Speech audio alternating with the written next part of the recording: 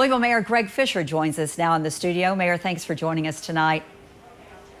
Let's start with what you announced. You called a top-to-bottom review of LMPD. What are some of the specifics you're going to look at, and what are some of the problems you think need to be fixed? Yeah, let's start with why I did it. So, while we're looking for a new police chief, so there's a national search that we announced today as well with that.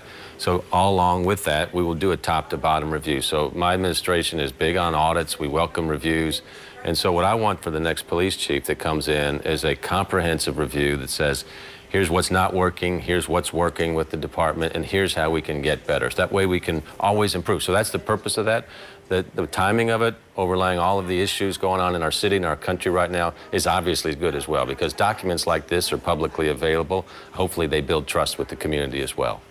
And Mayor Fisher, we just spoke to the River City FOP President Ryan Nichols. He's been critical of your administration and today called your leadership divisive. We've heard reports and seen video of your officers booing you and walking out as you were trying to meet with them today. What is your message to these officers who look up to you? What are you trying to do to bridge the gap and mend that relationship between your administration and these officers? Yeah. So I think everybody can kind of see the irony behind this is some in the protest group want me to do things very differently. Some in the police department want me to do things very differently as well. I went and spoke to the command staff at the roll call today and thanked them for their work under extraordinarily difficult circumstances. They're being attacked. They're having bottles of urine thrown on them. It's a very, very difficult job, and I wanted to make sure that they knew that. There were some people in the crowd there that weren't happy with me. They did not walk out on me, but I did hear a few boos take place there, and that's what comes with this, right? So you're going to have boos from the protesters at me, you're going to have boos from the police department at me, and I think that just shows you the difficulty and the raw emotion that's taking place right now. So I think we all need to embrace our police officers as guardians, hold them to that standard. I can tell you the vast majority of want that type of reputation, and we'll do anything we can with them training-wise to get there. We need police, community, building that type of relationship together. Obviously, it's incumbent upon us in positions of leadership or law enforcement to make sure we're initiating that. Mayor, looking someone in the eye, speaking to them one-on-one, communicating with them, exchanging ideas is a very effective tool. And we have seen you out in the community the last few days doing that, along with U of L's president and other civic leaders. Is that helping? I certainly hope so. I mean, I've been meeting with small groups of people all along. I've been out in the public more these last several days if things have kind of calmed down in the community. I don't want to be a center that creates an unsafe condition, but I've been very visible in the community for all my 9.5 years. Then we've had the pandemic, which limited our movement around. So to me, it's energizing to be out and hearing people, because so much of what people want is they just want to respect that they have been heard. And I've always given that, always will. At this time of heightened emotions, what I think the energy I draw from that is my hope that what's happening in our city and cities around the country, there's going to be a city that kind of rises from the flames like a phoenix here. And we're getting up on Muhammad Ali's week when he passed 4 years ago. We showed the world how a city can come together on a single mission. I think that's what we're going to do as a result of this as well. We got to look beyond the challenges we have right now and say, what good are we going to do from this? And I know our city can do it. And Mayor, you have essentially relieved the chief of his duties. We want to talk about the command staff here. What is their responsibility with the issues that you have with the department, especially now that we have an interim chief and the search is underway for a new chief? So yes, Chief Schroeder is now the chief. We have the same command staff that's taking place there. So obviously their function is to deploy resources to keep our city as safe as it possibly can be kept. And while people are focused on Louisville, we should be, because this is our city.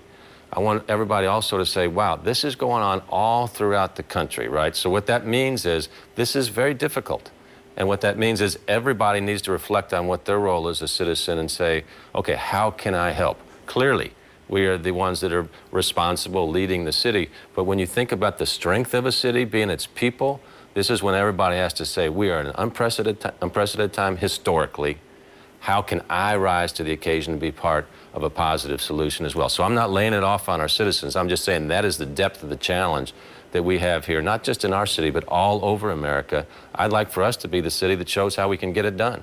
Humana is one corporation that is meeting that challenge. Just announced today $11.5 million from Humana to rebuild and unite this city. Have you had any conversation with that corporation on how that money can be used? Well, absolutely. We work with Humana all the time.